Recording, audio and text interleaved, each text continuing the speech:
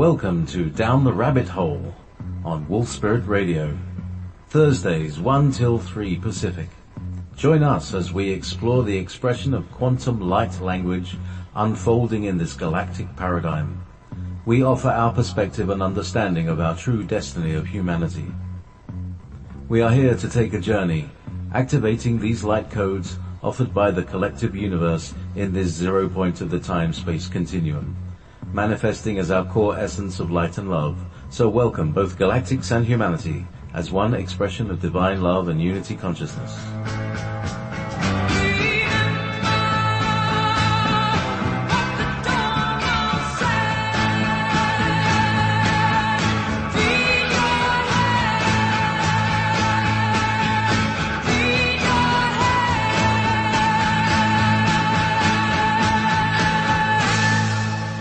You're listening to Wolf Spirit Radio. Well, hello everybody, this is the Viking for another session of Down the Rabbit Hole, a Galactic Perspective, and I'm joined today with my co-host, Chloe Hudson. Chloe Hudson, how are you doing? Hi. I am great. Great. Extra great today. I start vacation. You start vacation, so you're heading where? Yeah. I'm headed to Costa Rica. Nice. Oh, who's Bruce?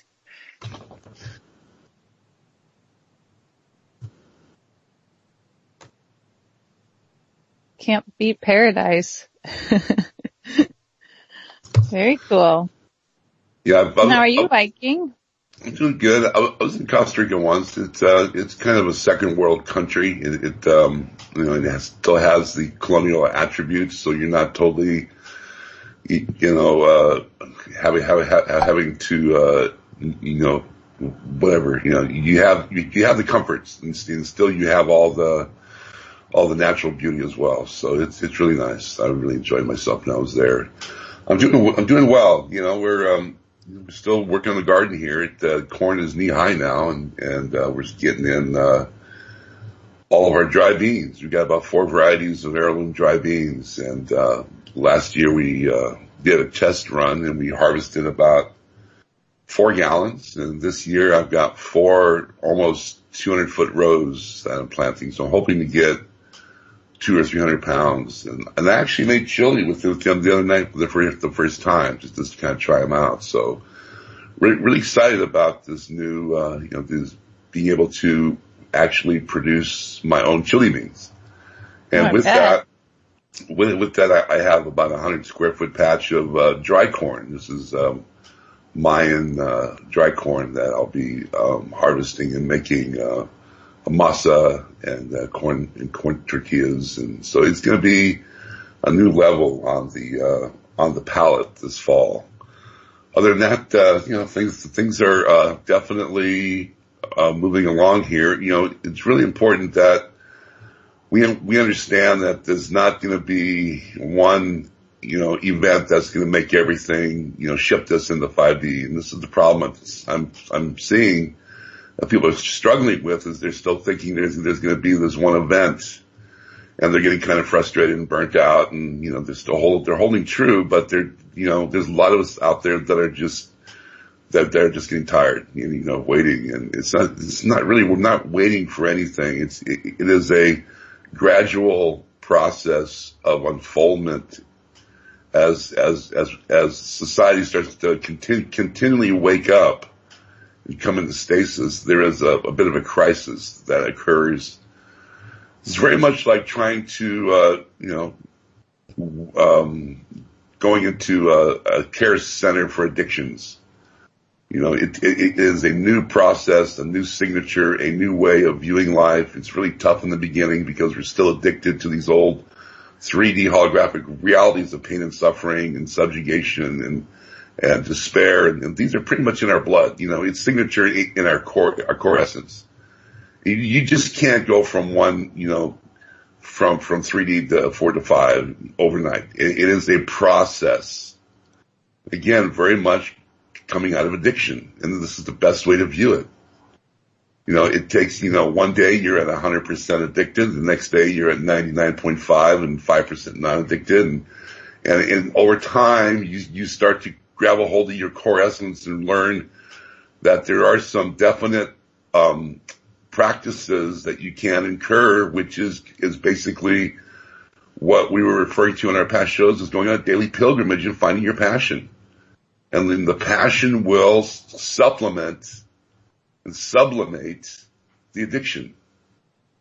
The more you start focusing on your core being and coming to light and coming to familiarize yourself with what really does make you tick, what really does, remembering who you are.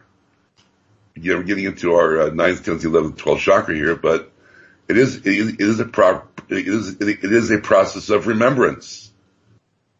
And pulling away from, that which we were told and coming into a new arena of discovering our authentic being true to ourselves and being able to really engage in our passion, in our new crystalline heart chakra, voiding out this addicted mind, this carbon-based mind reality. It is an addiction.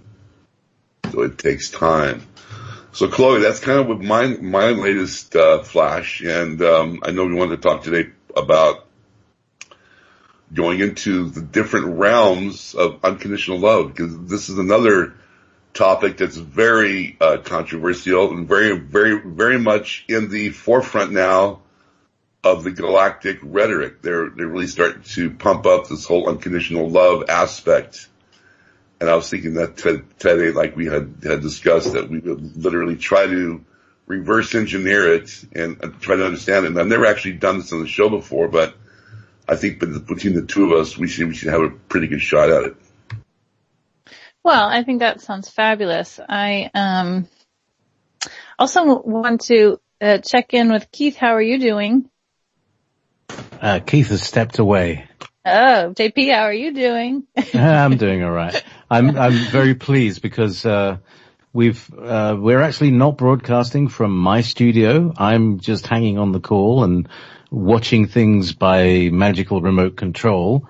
But it's actually, we're all running from Keith's studio in Arizona. Very cool. I like all of these quote unquote invisible quiet people in the background, kind of like how the guides are always there, but we can't see them.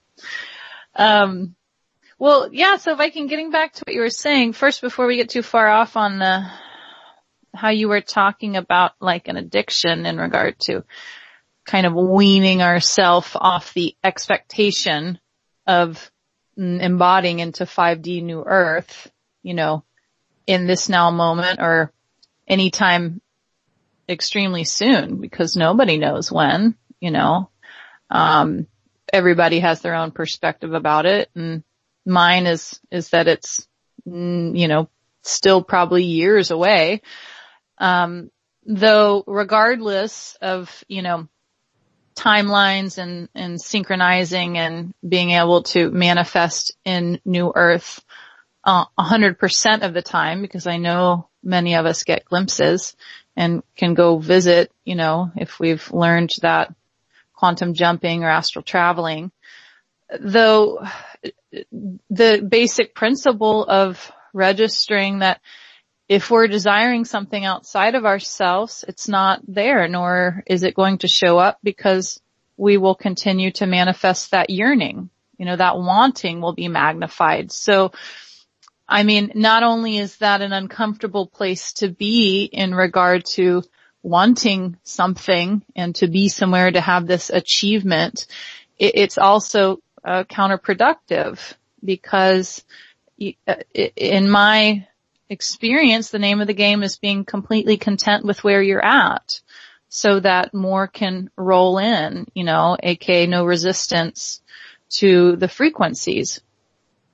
And the passions, I think, that get activated around that expectation and a desire, are better suited, channeled in other ways, because it's kind of, as I speak, right now I tap into a familiar vibration of that passion trigger as a more subtle version of how people get super passionate and heated up around a cause, or they want to fight the cause, or they want to, that kind of energy that many people are now savvy to does not assist, because it just feeds the resistance.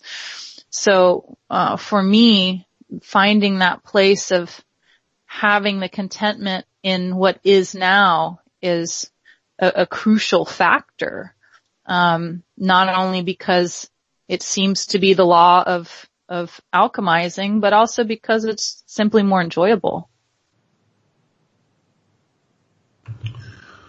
Well, yeah, I mean, it's very clear that you cannot conceptualize where we're going. It's kind of like trying to figure out traveling to Europe for the first time. Your best idea of what Europe is like is still going to be, not even close until you get there, right? Not even close, even though, conceptualizing, trying to play an instrument. Your best idea, your best research, your best whatever is not going to even come close until you pick up the instrument and start playing it.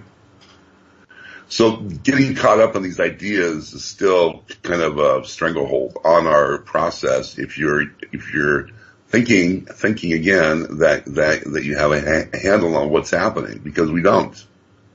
Mm-hmm. The sooner we can let go, surrender, rise above it, this illusion, this 3D holographic illusion that has been perpetuated and created to keep us in slavery and chaos and subjugation, pain and suffering and despair, all the above in our PTSD of trauma, our cocktail of PTSD. This is what's been perpetuated to keep us dumbed down, to keep us enslaved, right? So, letting go and waking up, this is it. They're not asking much here. We're not here to change the world. But as an individual process, and as we unify in this new revelation, this new clarity, we will change the world as a race, as humanity, as a force of action. But it requires you doing the due diligence and getting on board. I like Yeah. when you talk about this cocktail that we've mixed it. I just think, well, at least we've become master mixologists of the cocktails of trauma. If there's anything, we're pretty good at that. And these cocktails feed our addiction. They feed our, this base need to stay dysfunctional. Mm-hmm. As we all have experienced, or at least know people have experienced, that they can be in a dysfunctional relationship, and that's just fine for them. In fact, you try to get them in a healthy relationship, and they don't know how to act. Right. It's true. It's true across the board. Not only in just relationship, but all relationships across the board. We come from this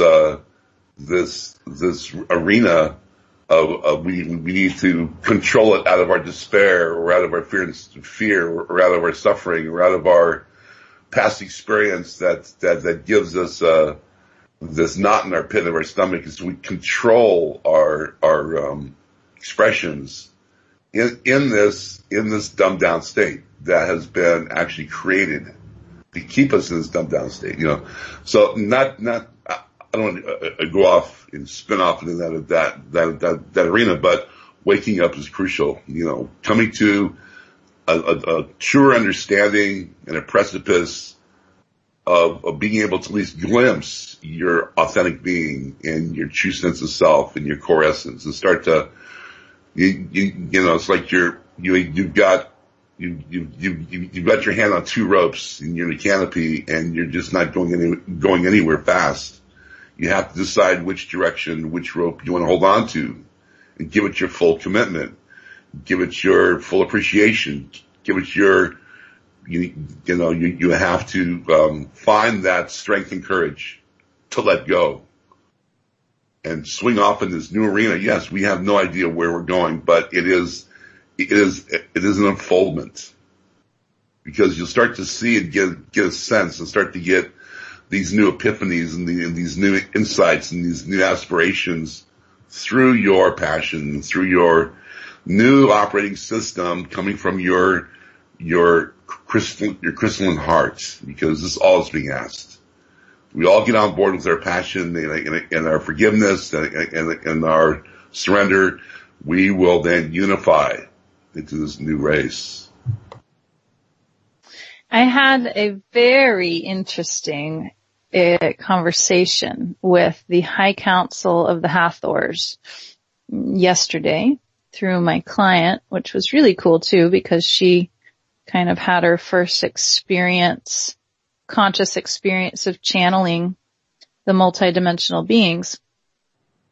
And it was very neat talking to them. We basically kind of interviewed them and were asking things like about abundance and what dimensionality they're from and how, in their eyes we can achieve more of a mastery in that process of ascension that we term it and the way we focus on it. And it was really cool, really becoming clear that they said, I've read that they, some of them are 4D beings in Venus, though these beings said that their species ranges from 6D to 12D, depending on the ascension process of, for example, the High Council would be 12D version, and then the most densest of their species would be 6D.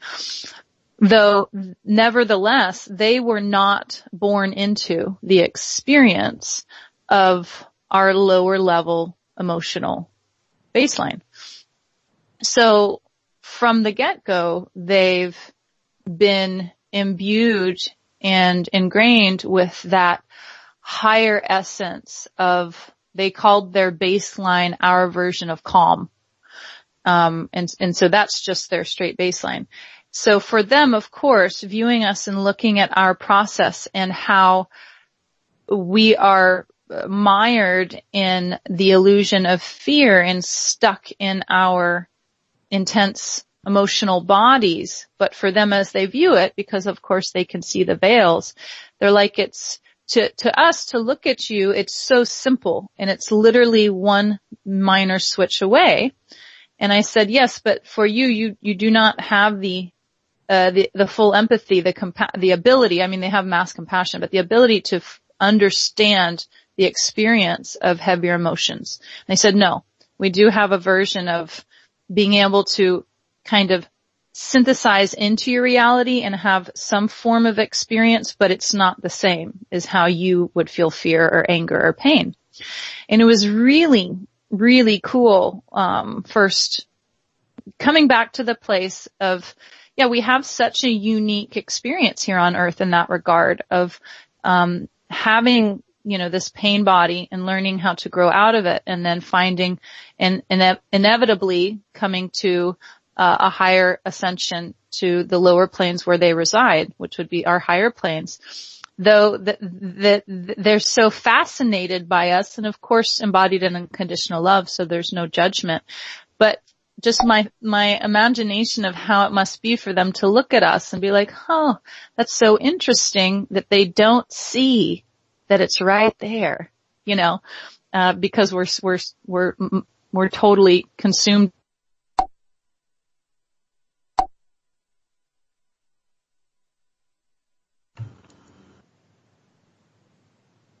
I can't hear anybody here. Chloe dropped off, or I dropped off. Sorry about that. I'm right here.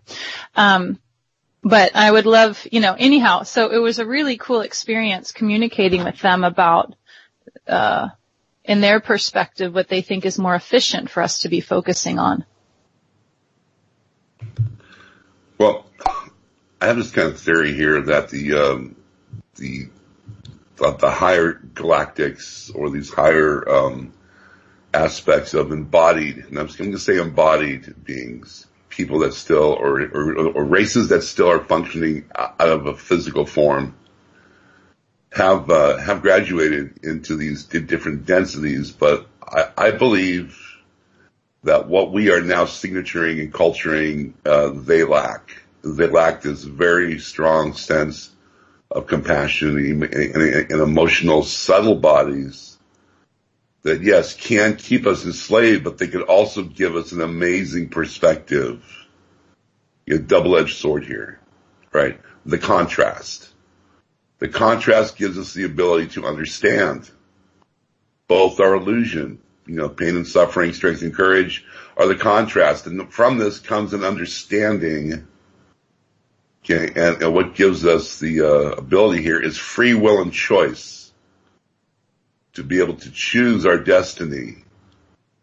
To stay in pain and suffering, or you're going to be able to choose strength and courage and start to manifest your true essential being and be able to overcome these obstacles that have been, fraught with pain and suffering through this karmic wheel, for thousands of lifetimes, and we're coming out of it. But it's giving us an amazing, how would you say, a tempering. We've been tempered now with this very keen sense. Now you could still get caught up in, if you're in this, flight and fright survival syndrome of 3D, and not even utilize your free will and choice. You just get stuck in these cycles and wheels of despair. But having free will and choice and being able to actually rise above it and wake up and not allow these situations to manipulate you, you can start divining this pure sense of unconditional love, this pure sense of forgiveness, this pure sense of compassion, and the exhilaration of being able to now use your emotions, which are your chakras, and your DNA is activating in this brand new signature of appreciation. It's appreciation because now we have these subtle bodies to go online. Instead of them reflecting pain and suffering, they're reflecting integrity and morals and being able to know that in our virtuosity, our diamond light reflecting our core heart chakra, our crystalline being, we can then manifest magic and share our visions with humanity and be able to move forward in this dynamic race. And as I was saying, that this new expression, brand new expression that we are culturing, can then be uploaded and fed into these different galactic races as a brand new signature of DNA, which should give them this new appreciation because, they're calm, but they're also kind of robotic. They don't have this emotional depth that we have or could have, or what we are discovering, by freeing ourselves from the contrast and really through our, again, free will and choice, choosing wisely our actions and knowing how to engage so we can actually perpetuate our authentic being and have this truer expression that, again, we can share as one. Well, I'm not clear on their emotional range, though I understand what you mean in regard to, for the mere sake of if they've not had the experience in that lifetime of that lower baseline of intense emotions, then they wouldn't be able to have complete empathy, and they would have a different version of understanding the higher emotional realms and unconditional love. Now, I'm not sure if mastering, or not even mastering, but just moving into a space of unconditional love. I know it doesn't require a need to experience the lower emotional realms, but I'm sure it gives it a very unique flavor. That is probably one of the huge reasons why, Earth is the hot ticket right now throughout all of the multidimensional beings, because we're doing something that's just simply never been done in this way, and it's pretty cool. I had a client today was communicating with a friend that had crossed over, and his friend was saying, if you could see how many beings are trying so hard to get in, trying to incarnate. It's been that way for a long time, as we've heard it. Well, we say long time, but long time in our one lifetime. but everybody wants a taste of this because this experience is just amazing from a much grander perspective, you know. It was cool to have that reminder again today.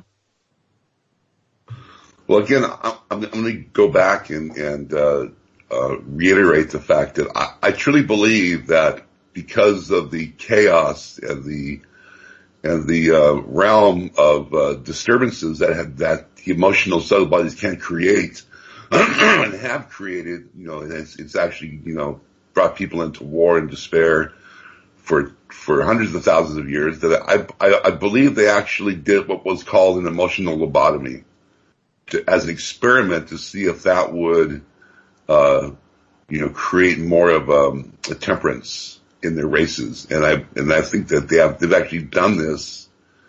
The multidimensional beings? Yes. Well, the beings that actually have physical form still, right? I'm not talking about the collective awarenesses or the ascended masters, but just the races themselves have done this to try to create a temperance. But I feel that in doing so, they realize that they've lost the very key essence of enjoyment and of appreciation. That's very subtle, right? It creates more of a subtlety. What we're bringing in is actually adding to a greater subtlety of their appreciation. And that's why I often share that the Earth is a petri dish, that we are culturing a brand new expression of this self-mastered, emotional subtle body of this crystalline heart chakra, diamond light awareness of unconditional love through compassion, through, surrender, through non-judgment, all this, you know, which is the Christ consciousness of being able to truly find ourselves in our virtuosity and self-mastery. I have never actually heard or can remember hearing that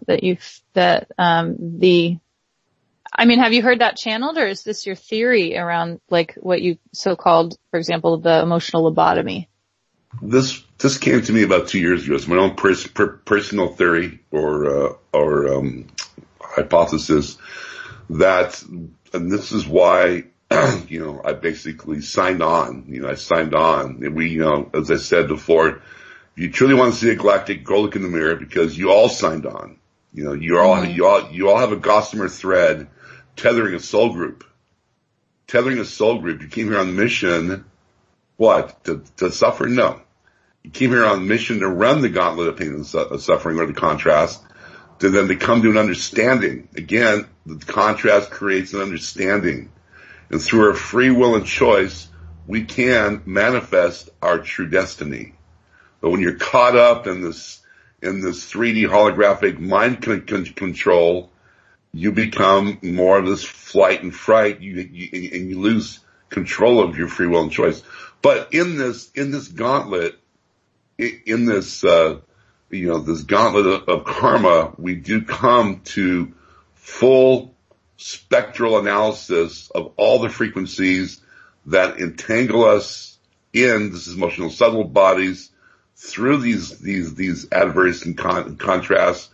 But then we can also find a remedy of again, through forgiveness and again, going into this unconditional love, being able to understand what unconditional love is, that we have this complete freedom to enjoy the palette of nature and the palette of life itself, that we can actually find ways to conjure our bliss and our fantasy and our true adventure.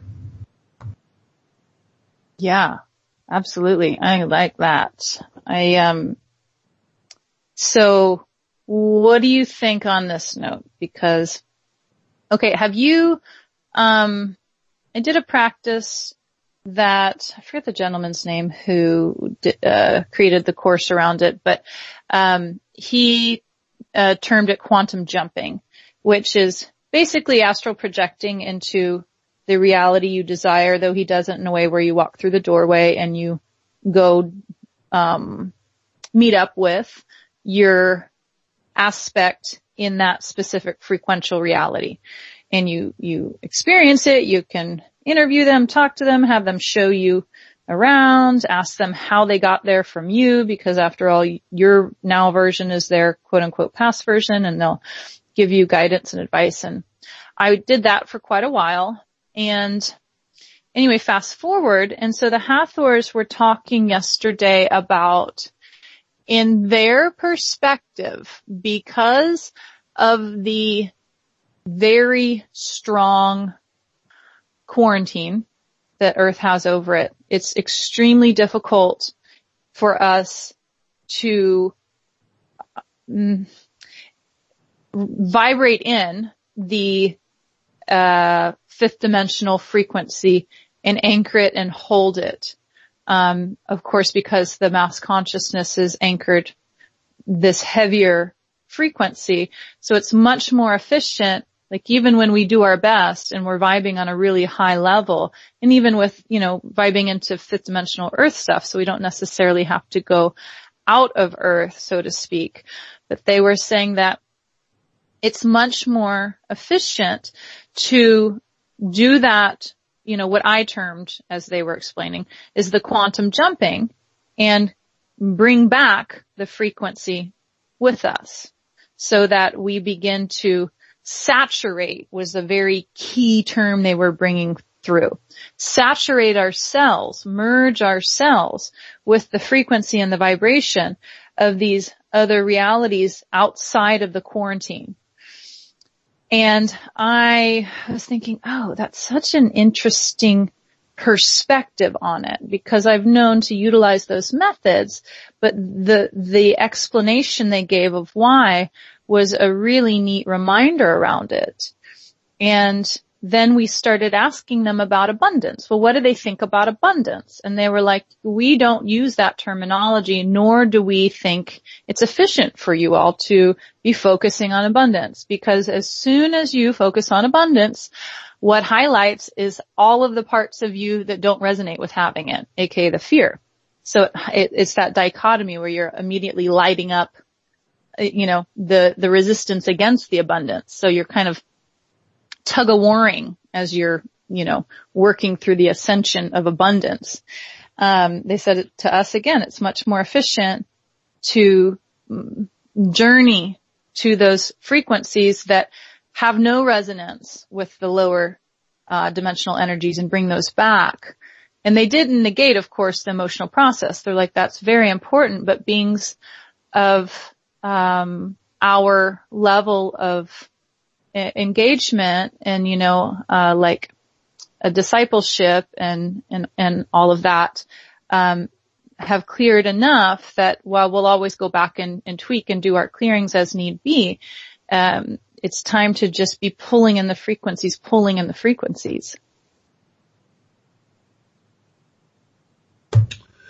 We can't just take everything out there as truths. I have to disagree here, because I feel as a human race on this planet, we have to come through a certain level of prosperity and abundance to counteract our despair. We have been in despair for so long, running this hamster wheel, of 9 to 5, of working, of paying mortgages, of paying off our debt to society. We're just enslaved in debt. We're just enslaved in debt. How the hell can we come through this contrast without being able to experience some sort of prosperity or abundance? Again, you need to have the swing of the pendulum to gain an understanding. That's not to say that in 5 years, that we will come then to a higher resolution. That it's just it's kind of like the binky. We're coming off the tit onto the binky, and then finally we're in a total situation where we're able to eat without being satiated. We need to have the satiated form here. And in 5 years or 10 years, we may actually give up money and we'll be in abundance, and we'll be in free energy, and we'll be in Ubuntu. all of the above, but we need to have this transition. We need this transition. So I'm just saying is that it is an attitude. Yes. I didn't take it that they're saying it's not for us to experience abundance. I took it as them saying in order to experience abundance, it's much more efficient to do it in this manner as opposed to focusing on, the having of abundance as opposed to just the finding some way to create the experience of being in abundance. Does that make sense? Like, instead of moving towards it, like that's my goal, plopping yourself in it and enjoying that immersion and then coming back to where maybe you don't have that much in your life, but you've still got that taste for it because you just had it, like going on vacation. Like, I'm going to go to Costa Rica and I'm going to see a sloth and I'm going to be so filled with joy to watch this amazing creature move around so slow. And then I'm going to come back. And even though I'm not in that real time moment with that beautiful being, I now know what that experience is like for me observing it. So I'll always own it. And the more I go, the more familiar I'll be with it. I think that's what they were kind of getting at. No, I agree. My point though is they're saying it's that not to focus on it because it does bring up the contrast, but we still have to go through this experience, I think, in order to come through this 4D process of surrender, because you can't necessarily surrender if you're still caught up in it. We have to come to full spectrum here, full spectral analysis of all the vibrations that are encumbering us, and then all the vibrations that are allowing us to move through it. But as I've often said, your best idea of abundance is still an illusion. It's just a concept which we're holding on to, thinking that we're in desperation, and really we are abundance. We are absolutely abundance. We're absolutely, can manifest, anything that we can visualize. If you can visualize it, then you're in full spectrum of it manifesting. Absolutely. And you've got to trust the process here. But, I just don't necessarily feel that we have to negate abundance. I think we need to move through it as a process and move on to bigger and better things. Because I will agree with them as far as it being still an arena that you can get caught up in, but I still feel we have to come through this negation in order to move forward as a race. Yeah. I totally agree with that. I'm going to merge both of those ideas right now with the client I just had, right before our podcast had a couple NDEs, near death experiences, and he's quite young. He sounded, I think he's, his girlfriend's 18, so I'm sure he's not that much further off. And, he was telling me that when he was 13, he had drowned. And he crossed over and saw the light and came into a space that was sheer ecstasy. It's the only way he could explain it. And they told him, it's not your time. You have to go back. And when he journeyed back through, of course, the density of our world, has since then been such a plight for him in a different way that people that have not had that experience is, because he's literally experienced that full energy, cellular vibration of ecstasy, through a natural means, and so he's never really since been fully invested in this life, because he just knows how much better it is. on the other side, or, in his perspective of it.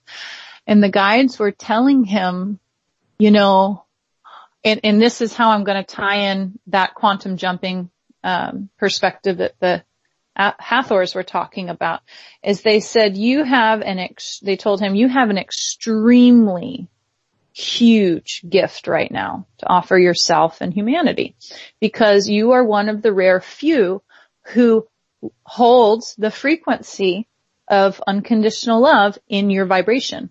You own that. That's now a part of your embodiment because you had that true experience. And because of that, you can tap into it. You can, build it, amplify on it, and find a way to pull from it and draw from it and allow it to be your backbone, your foundation. And that can be such a strong, soul alignment that anything and everything you do can easily come from that place. And so it gives you a phenomenal center point. And regardless of however he chose to register that, for me to hear it and just have that lesson, that communication with the Hathors was like, wow, that's phenomenal. Because of course he can go quantum jump to that experience, that moment, but he can also tap into it in any now moment. And he's got the real taste, and so I just thought that's fabulous, because I've really never thought of it in that way. He's got something that most of us don't, is the actual knowing of what it's like, instead of us. I mean, we have a knowing in a different way, right? We don't have that same bodied experience. So I just thought, wow, what a major gift. And he's also a musician. So they said, you understand frequency and tone and range and creating, art and alchemy and magic. And that's a part of why you're a musician and you had these experiences. You'll bring that forward in a way where you'll be able to offer that to those around you if you tap into it and create, your magic. And so anyway, I thought that was really cool. It is as you're pointing out here, Chloe, it is a frequency, it is a higher resonant frequency, which, as you were pointing out, also comes from this quantum state of spectral analysis. So when you're talking about quantum, I look at it as you're accessing these high signature resonances of your higher being. I see it as I have a lower Viking and I have a higher Viking. Okay.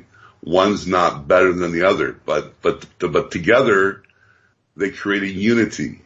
The problem is that we're so stuck in our lowered state of illusion, thinking it's reality, or manifesting our reality through our pain bodies, that we're totally not even in touch with the fact that we have a higher awareness, this quantum understanding, which gives us this new spectral perspective and an opportunity to redefine our operating platform through our passion. Okay, we start to get into our passion in our heart chakra, in our heart node. We're starting to understand this quantum expression of life. So you have your up until now mind, which is operating, from past experience, which is negotiating your maneuvers. But who's behind the wheel? Is it still your pain body, or are you starting to then come through your virtuosity and your passion? And when you start to come from your passion, where does that information come from? Where does those visions come from? Where those our ideas are coming from? Because they're not coming from the mind. The mind, again, is up until now. Right? So where are these ideas coming from? These epiphanies, these feelings of elation and love and absolute, just phenomenal, waves of just this love that you feel when you're with people that you appreciate. Like, I have a daughter, I raised my daughter, and I have an idea, and a personal experience of unconditional love. because she's everything to me. I mean, everything. And I don't restrict her from anything.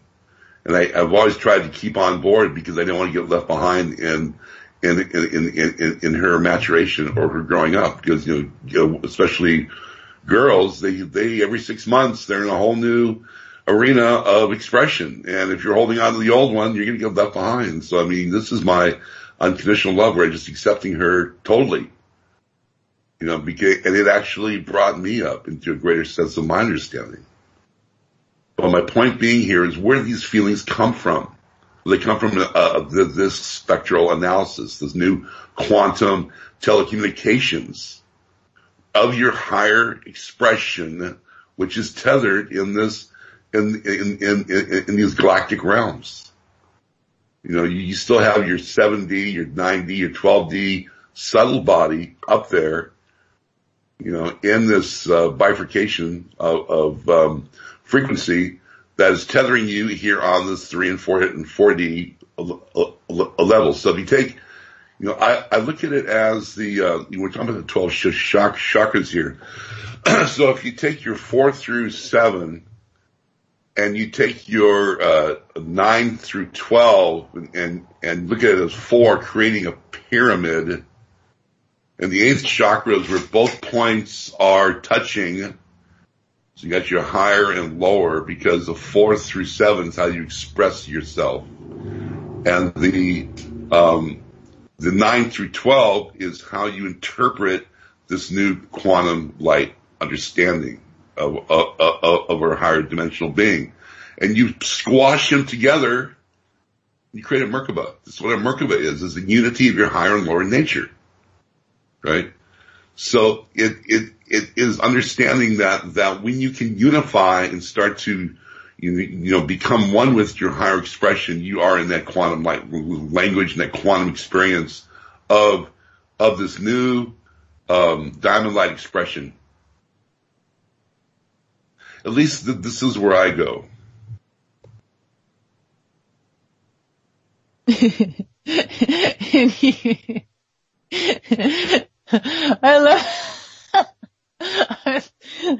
I'm sorry. So right now I just get this imagination because your language is often so galactic and multidimensional that I just had an image of being like a little toddler, like looking up at you, and then you're explaining like Einstein these amazing theories and understandings and hypothesis. And I'm just like nodding like, like, I like the color of your shirt. Like it's funny because you sometimes your perspective, it's so clear and basic to you in a way, but it's so actually in depth and accelerated, right? So I'm listening and a part of me is even struggling to keep up with the definitions and the meanings of what you're saying in that moment. So honestly, I don't know how to respond any different to that one. It's this has taken me years to come to this. What's really interesting too is it's just a file of information. It's just understanding. It's just an understanding. It's something that I've have formulated over the years because I trust what I see to be true. Mm-hmm. And that's the problem, is that people, when they don't trust what they're seeing, how can you then tie into these higher vibratory levels and realms where the fairies are, the dryads and naiads, all these higher expressions of your virtuosity, these higher expressions of where magic actually manifests in 0 point of non-time, which is you being fully invested in your passion, without any kind of judgment, without any kind of entanglement, at all in the chaos that's being perpetuated daily around you, finding your daily pilgrimage, then every day you'll get a little closer as this is the unfoldment process. This is the process of awakening. You give up the addiction for your passion. And it is, and as you do this, you start to tether your quantum light being, your quantum light language, then starts to activate. And not only is it your higher awareness, but it's all of your astrals and your guardian angels and your lineage and all your past lives that personified there, and your Akashic records, and your galactic soul grouping is all in this collective awareness, this higher frequency of your higher nature as an orchestra, which each has individual components, but together they create a resonance or a frequency or harmonics that then sends down these little gossamer threads of vibration which house these new understandings, these new visions, these new concepts. But you have to be open to it. You have to really start to open up to the fact that you do have this ability. A lot of people call it telepathy, and that's kind of an archaic term for it. But it's a new quantum light language. This is how the Galactics communicate, through symbols and through these files of information, through these signature resonance that they just, when they manifest it and they see it, and they actually, it's like a tuning fork. They tune themselves to that awareness, and then they send that out, and you receive it as this information without even saying anything. And we often do it subconsciously now on base levels. I mean, when the phone rings, who's on the phone, or we think of somebody and they call us up, or you know when someone's in trouble. You call them up and whatever. We've started to get this understanding, but it's just far greater, man. This is far greater. And phone's ringing every day. Just gotta pick it up. Start the process, because it is a process. Yeah. Well, I guess it's interesting too, because right now I'm thinking about, there's so many approaches, right, to finding that state of peace and happiness and calm or ascension or whatever we want to call it. But, thinking about one who maybe is not on a metaphysical path, though has so much peaceful embodiment, and a very wise being that's been showing up in my space a lot lately, and I'm really having a lot of fun interacting with, is Winnie the Pooh. And Winnie the Pooh has been coming forward, and he's just so delightful and fun and innocent. Of course, wouldn't hurt a fly. So he's just a pleasure to be around. And he's got so much insight. And the best part about it is he doesn't even know how much insight he's got. And I've been really enjoying his little anecdotal comments and his perspective of life, because his perspective is so innocent and tender and sees things in a very different way. And it's like that Buddhist practice of non-harm, and he has attained a level of mastery just by being innocent, that takes many of us years and years and years, if we get there, to get back to like shed what we took on and lost as children. And he doesn't necessarily have, these metaphysical, practices or views or, spends hours, processing and clearing and all of that. He just is. And it's so beautiful, because he is an embodiment of how it can be simple, if we're surrendered to it.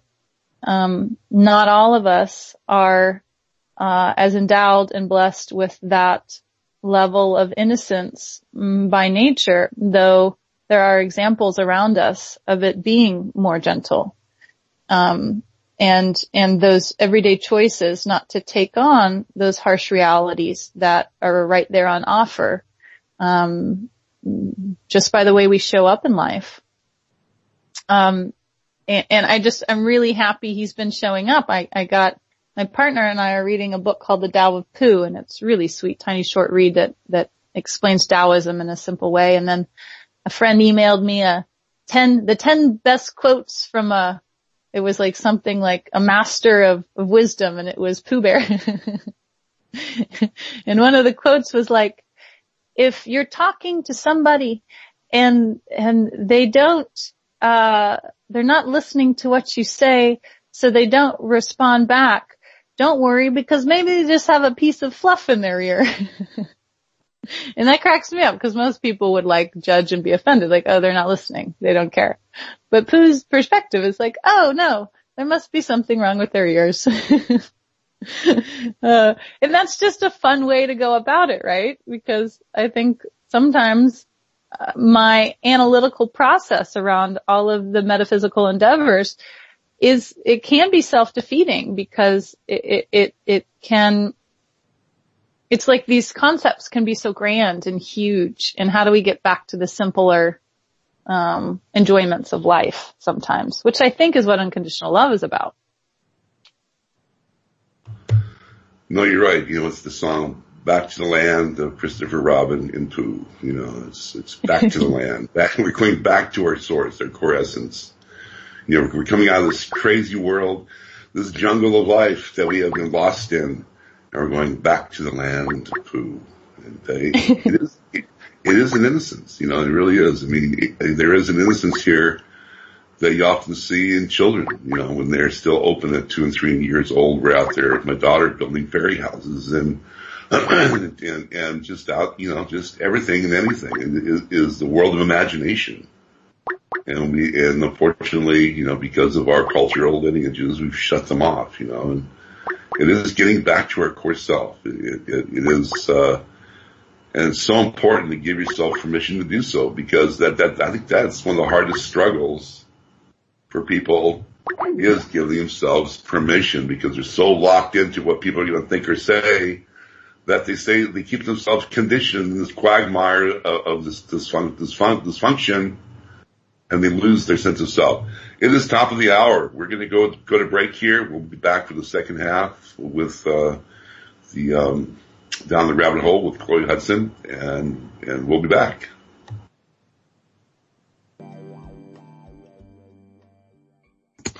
Well, hello, everybody. This is the Viking. We're back for the second half of Down the Rabbit Hole, a Galactic perspective. And I am joined here today with my co-host, Chloe Hudson. And we are being produced for the first time by Keith Roberts. Keith, how are you doing? We tried to bring you in the last time. Chloe was wondering how you are, sir. I'm doing very well. Thanks, JP. That's coming from JP's end. Nice. So so you're producing from your little studio in Arizona, JP was saying. Yeah, we finally figured out a configuration that just works fantastically well, and I'm going to teach it to other people as needed, as we continue to give JP some little bit of R&R. Nice. So that's definitely par for course here, and hopefully we can continue in this vein. So Chloe, how are you doing? This is the last hour was pretty impacted there. Oh, I'm great. And I am a little eager though to talk about our topic of unconditional love, or get on a banter on that one. And I'm curious in what avenue or what offshoot of unconditional love are you looking at? What was your idea around that? Well, the last hour was actually a really great lead up to this topic, because everything we were talking about is somehow, reflective of this very topic. You have to start with what love is, or at least how we interpret love, or how we express it. Because what I'm finding here is that if you're thinking about it, or if you're thinking you're engaging in it, or if you're out there trying to manifest it, then you're just not even close. You know what I mean? It's like what they say in Eastern religions, especially in Hinduism or the Vedic tradition, is that, you know, you can't be looking for it because it's within. You know, and when they say it's within, it means it's a state of being. It's a state of composure. It's a state of just complete understanding of who you are and why you're here and how you're going to manifest yourself and share this with humanity in this divinity. See, so it is a retraction rather than an attraction. You know, you have to come within to truly manifest the state rather than trying to, you know, figure it out. You know, so so it's coming from, again, the contrast of love and hate.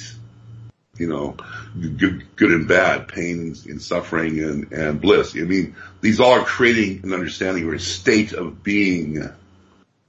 So what does it mean to be in unconditional love? Well, it means also to be unconditional love and to even have it as your core operating platform, to where you're not even thinking about it, but it's your perception of life without judgment.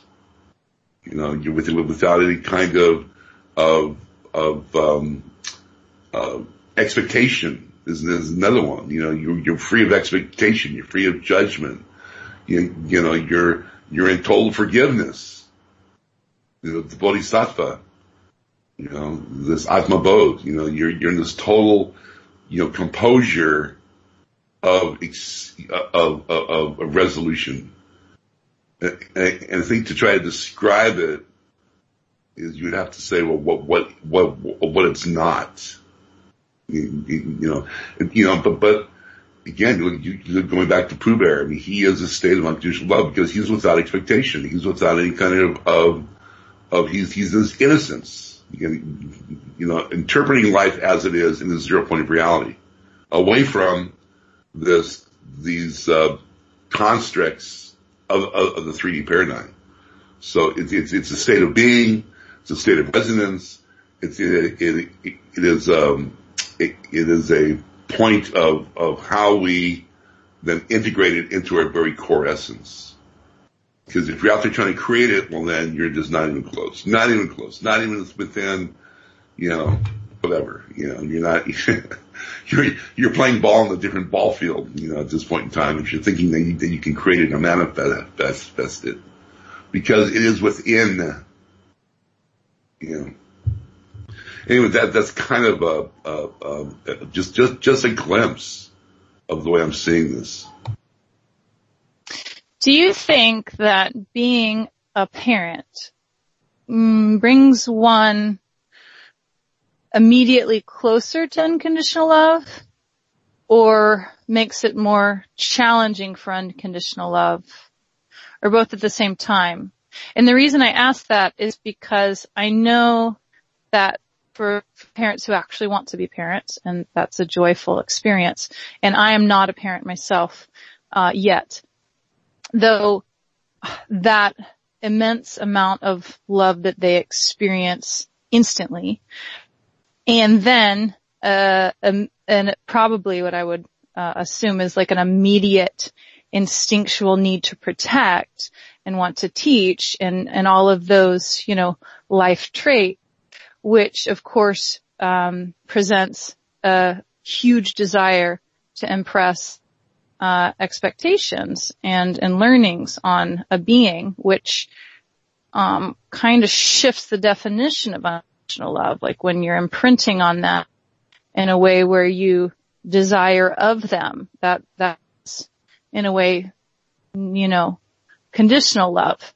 And so I don't know, just thinking about that in this moment, like it seems like such an immediate challenge upon unconditional love while having an instant, ever-growing depth and level of the ability to love. What do you think about that? Well, again, to be able to,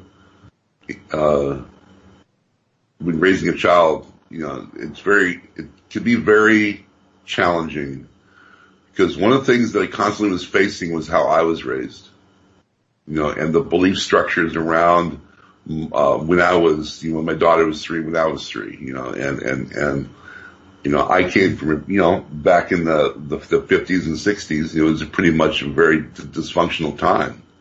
I was a latchkey kid. I came home from school at 5. I was alone. I was terrified, and all this. I don't remember having any birthday parties. I don't remember, it's just pretty much, it was not a very good time, for me growing up. And so having a child, these arenas get reflected. And so what you can see here is you can either try to drag your child through the same remorse and through the same conditioning patterning, because it is a conditioned patterning that I picked up from my parents, through their parents. It's program lineage we passed down, or you could use it as an opportunity to actually heal those old wounds. And that's kind of what I tried to do here is when I was, when she was 3 years old, I'd go back when I was 3 years old, and I'd try to, manifest and provide for her all the things that I was missing or lacked as a child, growing up, and tried to stay in her magic, and tried to stay in her comfort zone, and tried to stay in her, I didn't use the word no. I realized right off the bat that no is program lineage. And so you change the word no into negotiation, especially for a girl or for the female race.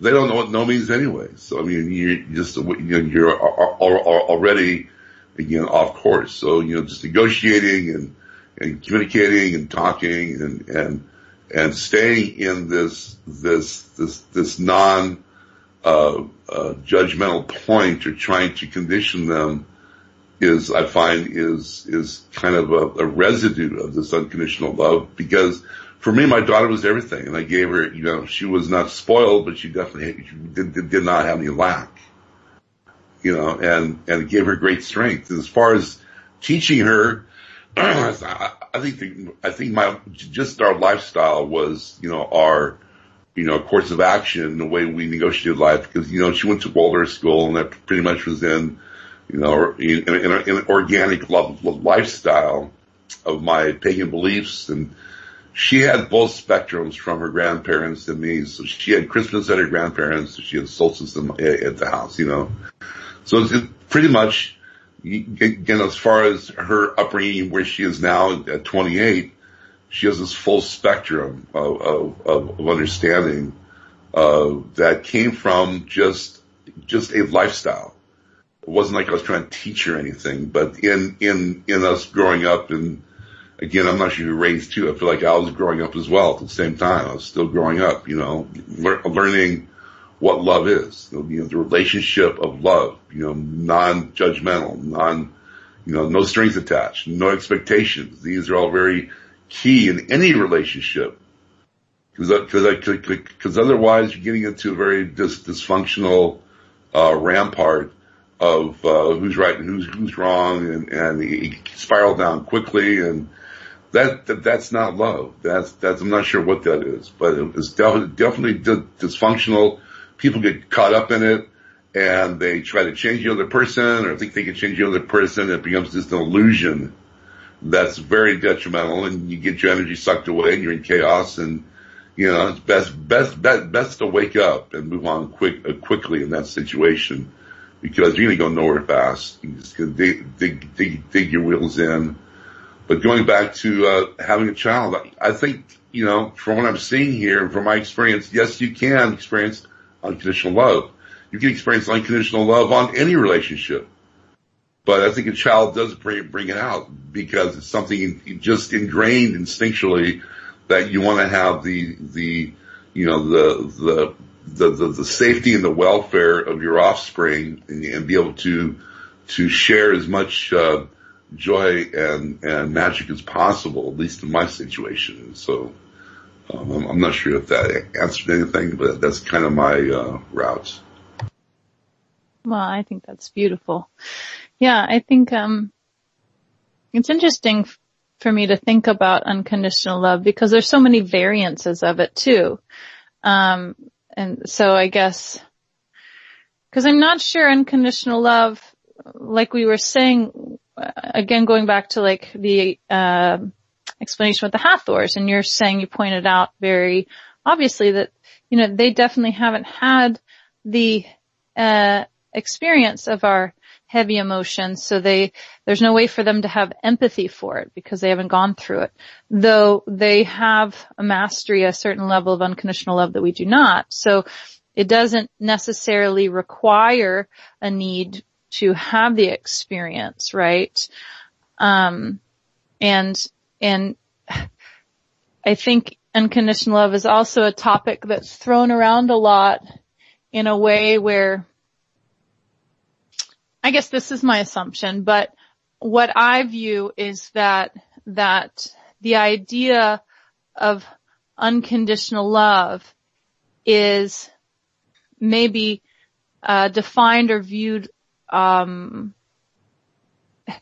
lighter than the reality of it, because I think true, pure, unconditional love can be a very trying mastery in this life, like what, like Christ did, what I view Yeshua and Mary Mag reached.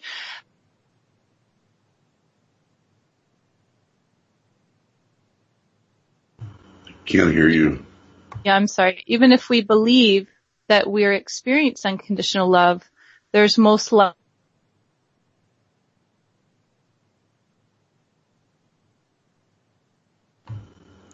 I apologize, my phone keeps bumping off. But there's most likely a deeper level of it that we don't know because we're ignorant to it. We haven't had that experience yet. Well, let's look at the word love. In Eastern religion, every action is born out of love. Even the worst heinous crime is still born out of love, but it is in a perverted form. Okay, it's perversion of love, which is still in that expression of who we are, wanting to fulfill our base nature of expression of say security or just wants and these things. I love this, I hate that. You get this all the time. Or look at this and his judgment, his criticism, all coming from some base form of love, because love is an expression of who we are engaging in life. And this kind of a temperature goes up and down and up and down. And so this is conditioned love, because you're basically creating it around you based on what you think you need to be in this composure of solidarity or harmony or safety or whatever that is just born out of this 3D based reality, which is this illusion, because we're still thinking and trying to create it instead of allowing it to be part of who we are. And unconditional love would be something where you don't have any kind of, you're just there. It's like Mother Teresa or Amaji or, the Buddha, or Kuan Yin. They're Jesus, Yeshua. Just their essence is the light or their spirit from within expressing into this reality is just cleansing and healing, because they are pure lights. You have light and you have love, light and love. We hear that a lot, light and love. Well, light is the pure essence manifesting into this expression of love into the reality. It's their expression. It's how we relate. It's how we gain a sense of self. It's how we gain, credence, and it's how we gain experience. But if you're in a conditioned state, it becomes very much in a finite mortality, where you're always trying to protect and experiencing sorrow, and this is all the they say the sea of samsara, going up and down in your emotions, and you don't have a handle on life, and you're just being dragged along in perpetuating these false illusions. But again, to let go, and what we've been saying, to surrender, to let go and do the 180 and give yourself permission to wake up you're actually developing this greater sense of being, which is your greater sense of self, which is an aspect of respect and integrity, and you're gaining your virtuosity and your authentic being. I think this composure is reflecting this higher awareness of unconditional love, because you're coming from who you are and manifesting your virtuosity through your vision, through your strength, and through your higher states. What I say, the quantum, this quantum state of your being integrating.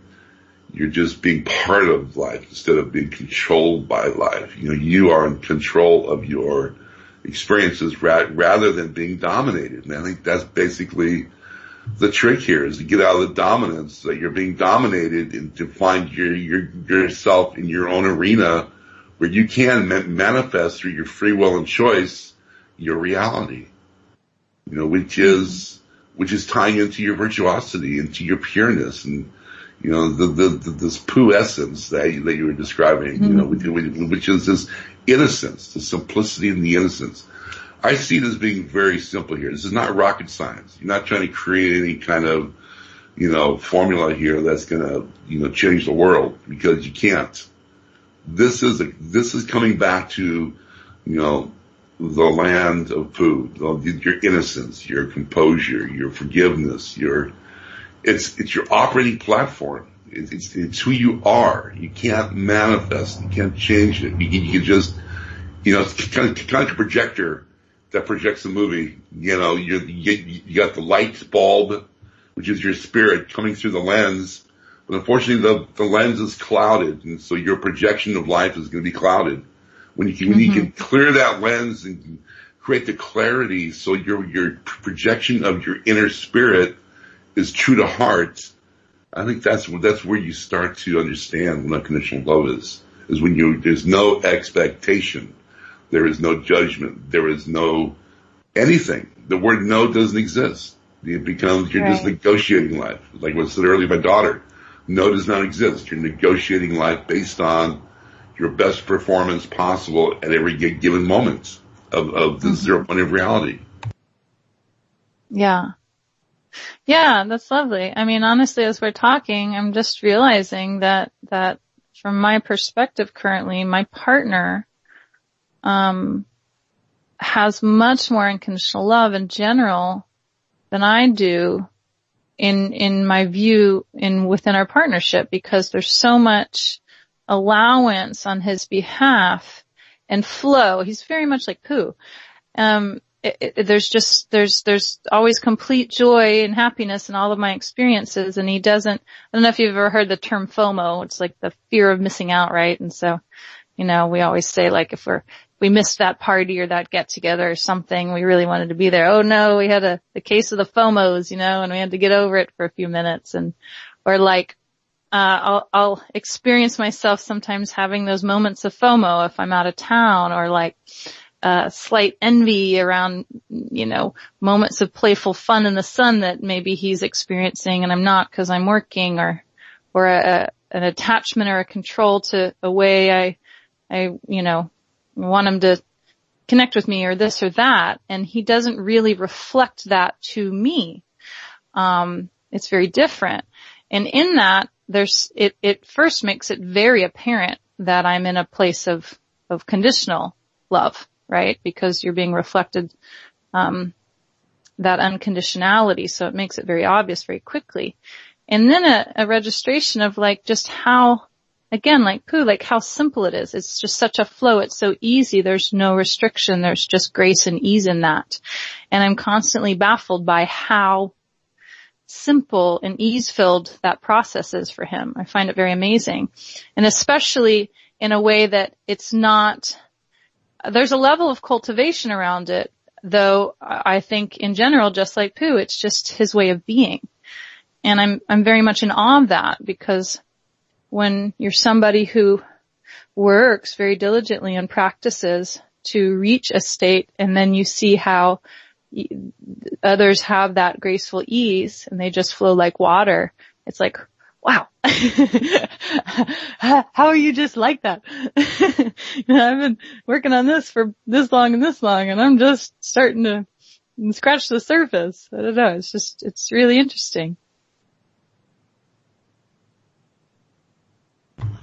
Well, in that relationship though, you have a unity, and this is the growth, because in true relationship there is reflection, and both swings of the pendulum are reflected.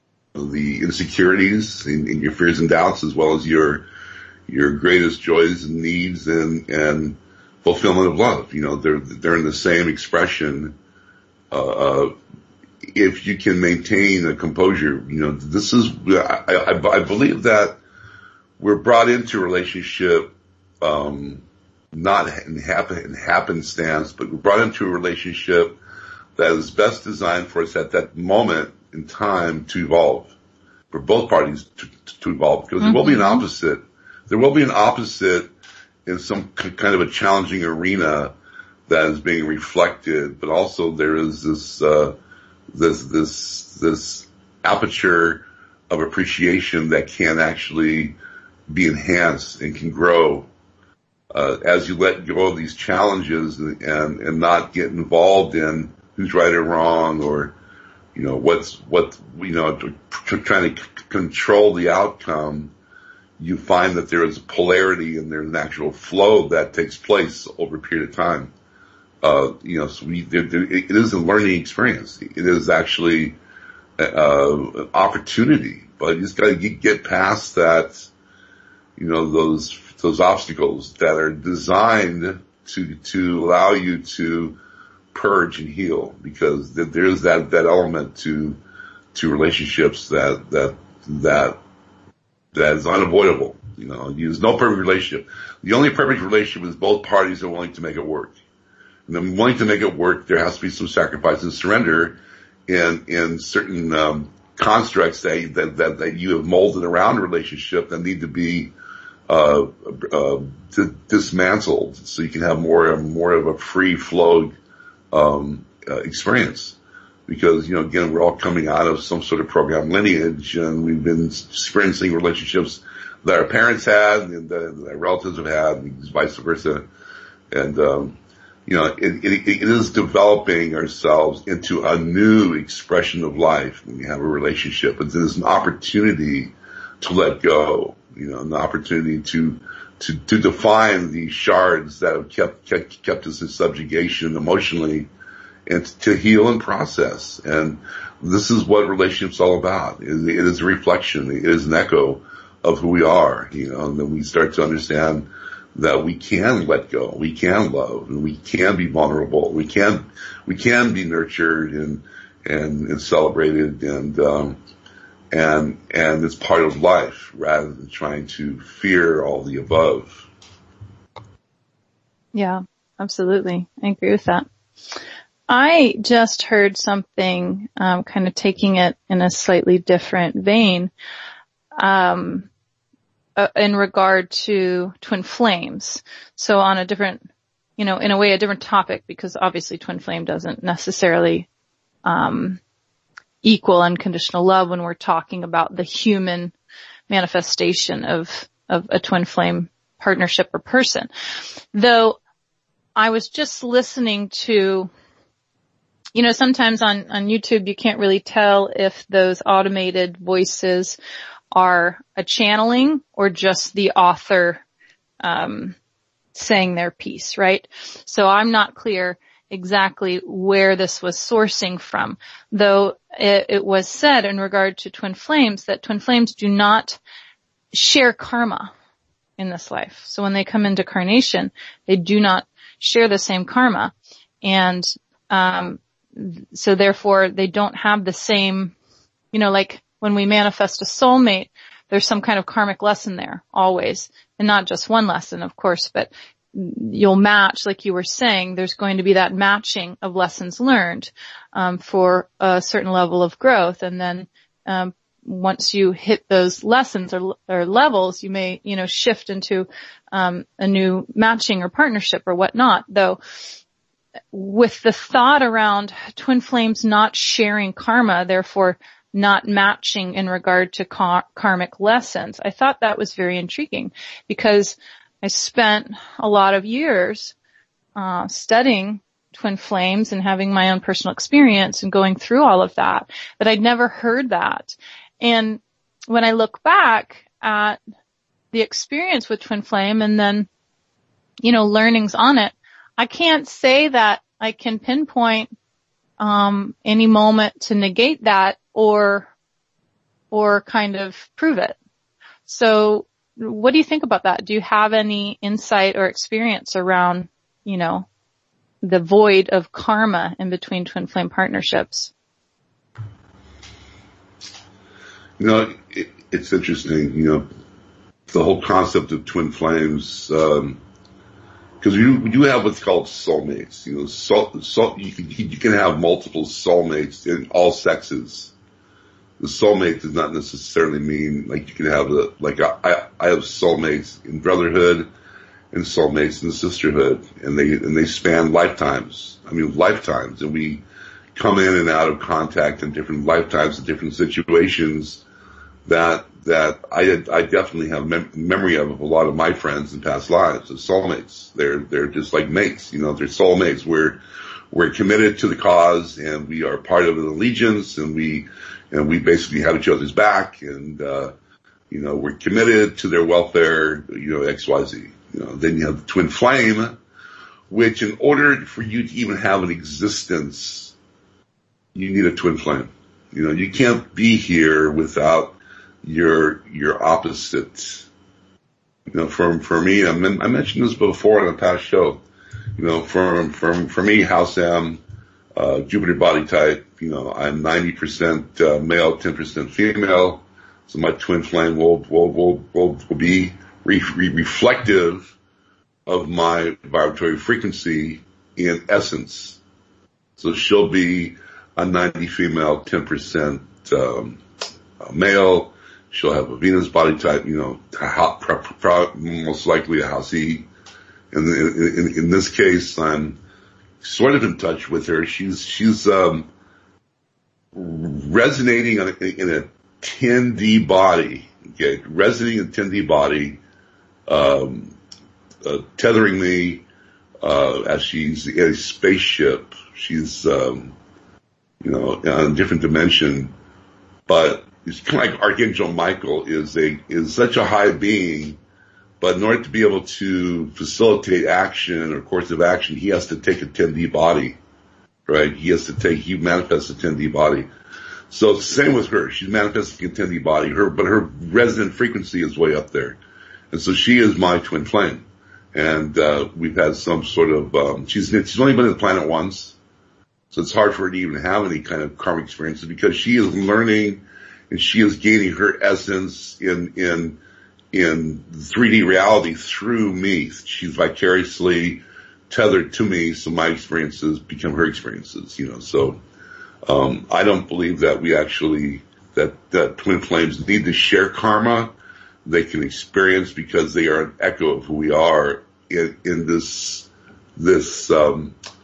again, you have to have this in order to have any experience in any domain, on any level, any platform. You have to have a twin flame. It's just so there's a balance. There's a balance, in the universal structure or the fabric of the universe. So that's kind of my hit. I don't believe that they have to be, that you may have encountered your twin flame.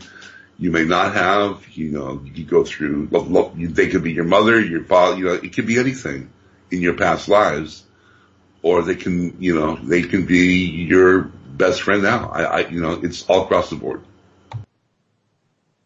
Yes, I definitely agree with that. It was just intriguing, that thought, and I guess there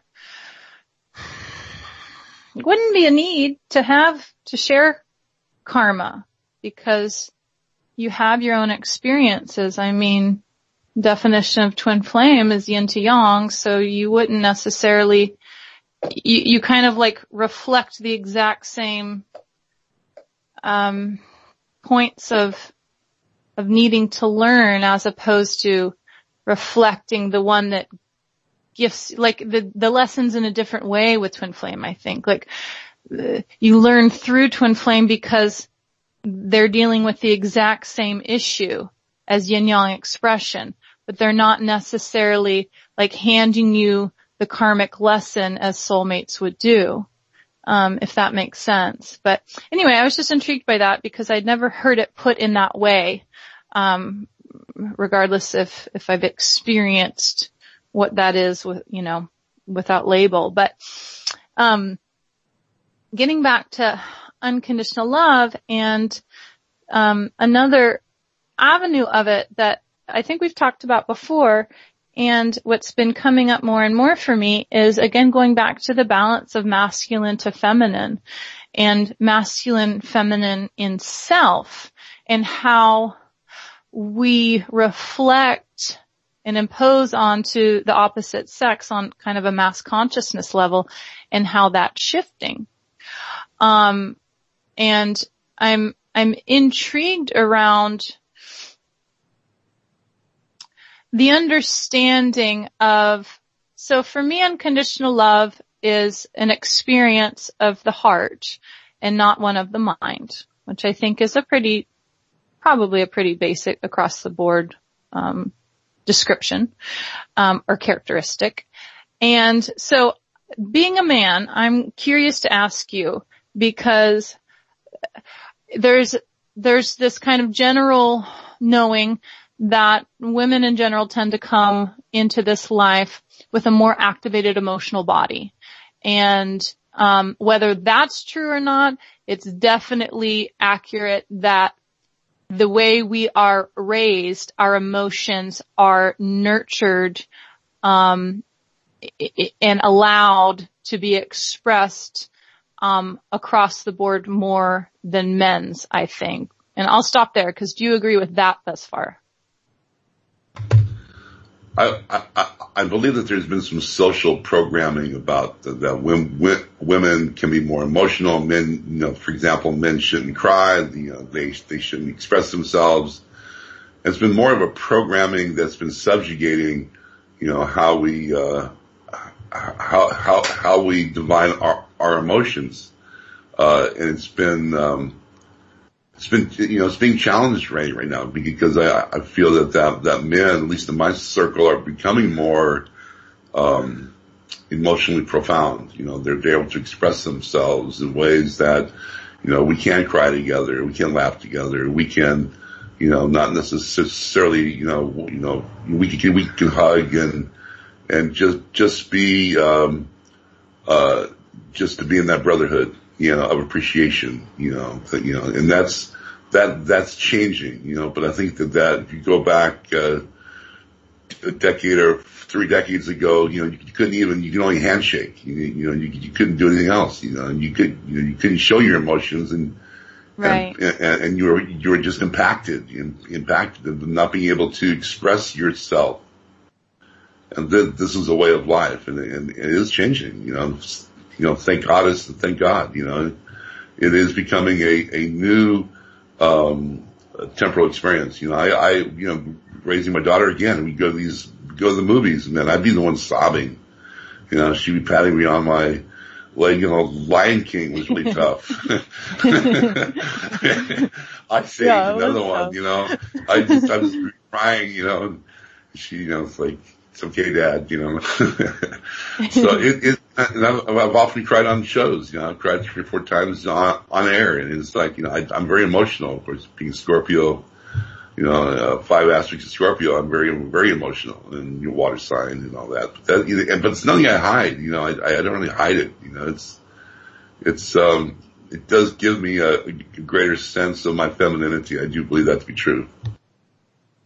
So do you think, okay, I'm going to put out 2 studies right now. One, I read a thing, that men's corpus callosum in their brain is smaller than women's, which is the part of the brain that is responsible for thinking, processing, or one of the parts. And it was saying that, men have a much more difficult time thinking and speaking emotion at the same time, or not, that's the wrong way to say it, feeling and speaking emotion at the same time.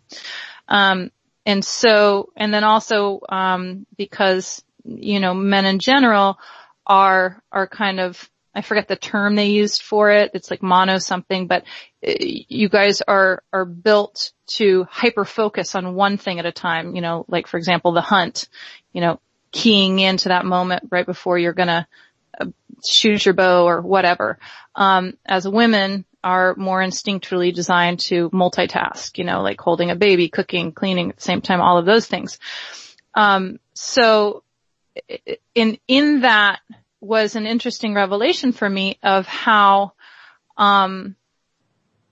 women tend to get frustrated maybe because the man doesn't want to communicate his feelings, or he doesn't process hers or understand where she's coming from. But there's a literal inability to match on that level. So it has to be a learned thing, which I find very interesting.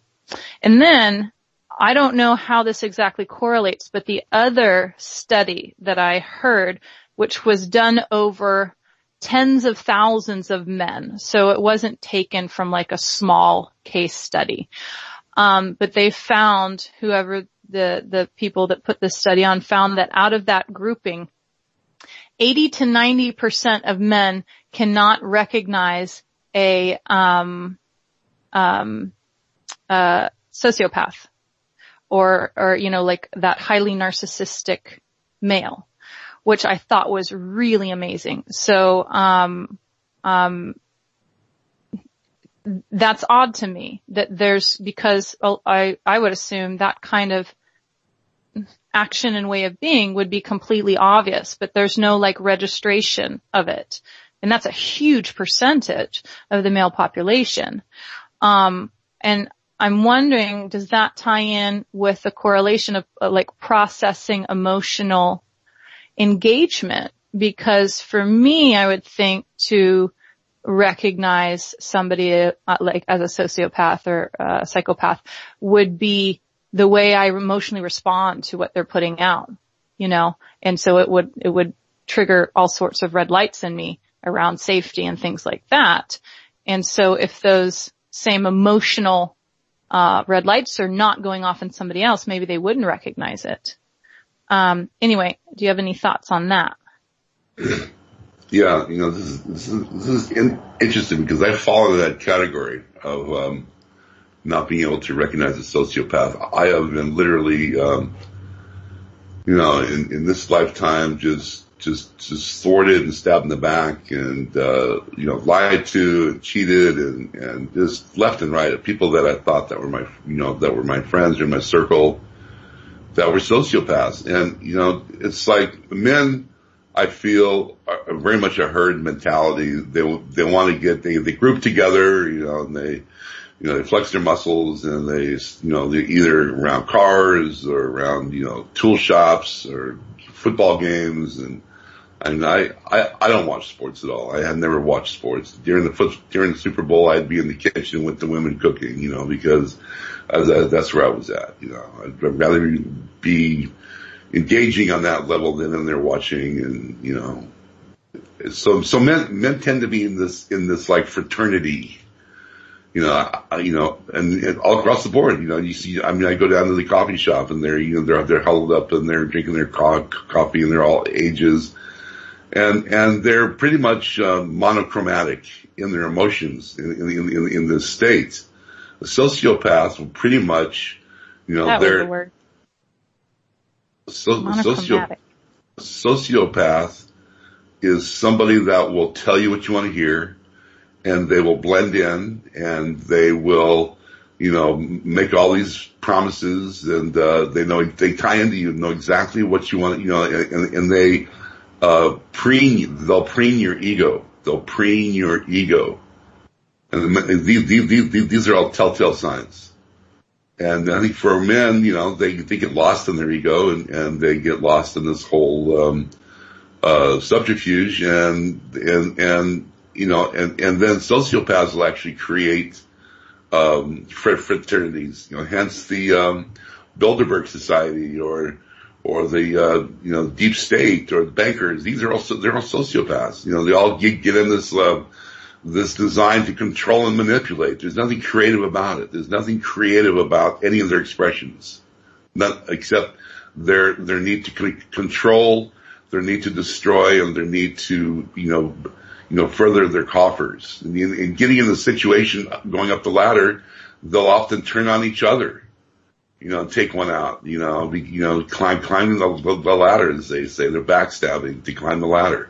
So there is no justice in this fraternity of male-dominated society that has been dominating our 3D holographic reality for tens of thousands of years. They basically, as we shared before in the past shows, have ousted the goddess, have put her into the Father, Son, and Holy Ghost. I mean, where is the Mother? Where is the Holy Mother? It's not even there. Through all of our religions and through all of our dogmatic, programmed, just these horrific expressions of these cultures that have literally subjugated the female, have caused these male-dominated cycles of war, poverty, impoverished, subjugation, slavery. These are all just sociopathic tendencies that I feel that we're now not how do you recognize one, but who the hell isn't a sociopath in the society being a male? Because they're far and few between. I'm starting to realize that might be just part of the genetics or DNA in the male in general, is that the reason why they don't recognize one is because they are one. And what are they recognizing? It's a subconscious trait of the male to be a sociopath, which means they can create actions without any kind of emotional response. They have no guilt. They'll lie to you. They'll steal. They'll cheat without any kind of recourse. They're emotionally dead. This is the bottom of the pit for the male society, the bottom of the pit. And the reason why they're attracted to these females is because they do have emotion. They do have this resonant frequency that they're lacking. Hence, they'll dominate a woman in their relationship. They don't have a relationship. They have a dominance. It's really screwed up all across the board, but it's changing. It is changing. We were changing. That's why this is why writing right now is a good time for a lot of us to be celibate and to be a hermit, because we are redivining and reassociating and reassigning certain signets in relationship, in ourselves. Because relationships is in ourselves and how we share and express ourselves as an echo. Right? So this time going into 4 and 5D and coming to this awakening process and ascension process and all these symptoms that we're experiencing, best to be alone. If you're in a dysfunctional relationship, drop it and find your core essence. This is where the unconditional love has to come from, is who you are. And then you're sharing this in your manifestation of just who you are. And it's going to be a resonance that we're going to be able to connect onto as a race on this planet. I'll tell you, man, you open up a can of worms, you start talking about the sociopathic male, because it is rampant. It is systemic. It's like gangrenous. It's gangrenous in our society. It's gangrenous.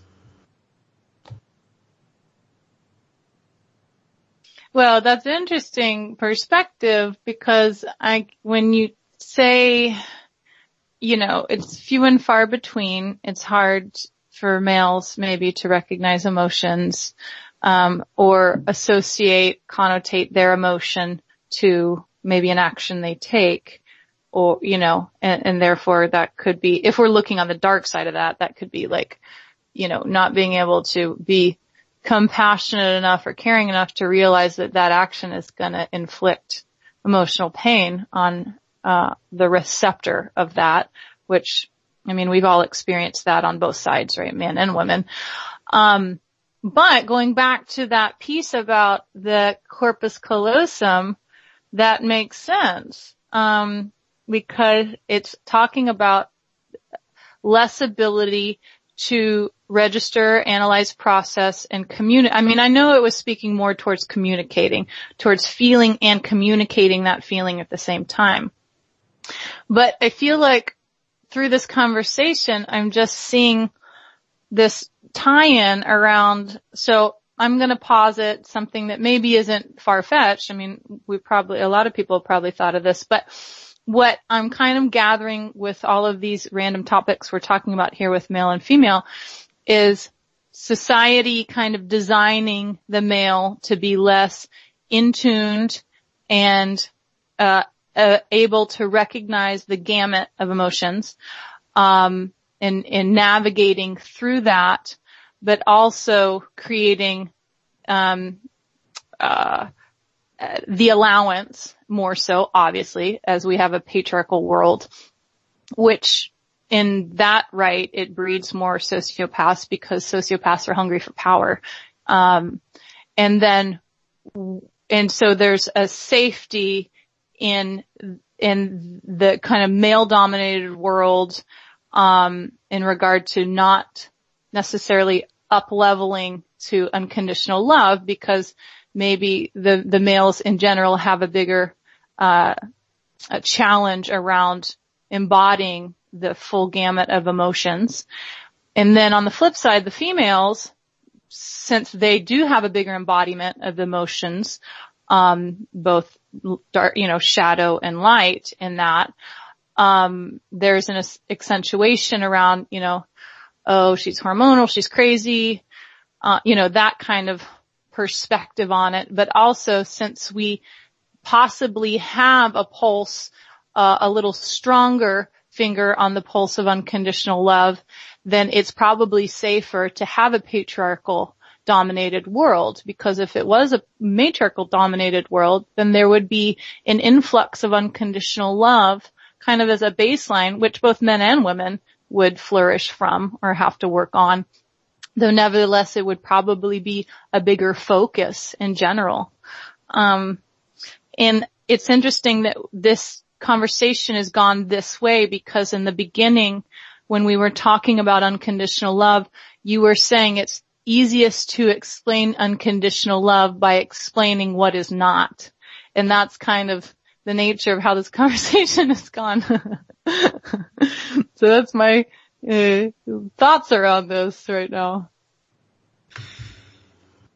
Yeah, I just feel as far as the programming has been very focused on, more than anything else, the male, even in school with sports and just the whole focus of career and whatnot, that they're the ones going out and making the money, and then of course it's fractured from this, but then they have the wife that stays at home. And of course that has fallen apart over the past 30 years. Now it's everybody's out there. It's just either work because of the fact that there's absolutely there's no liquidity left in our economy. Everybody has to work, and it's just a mess. We've lost sight of this what would you call it?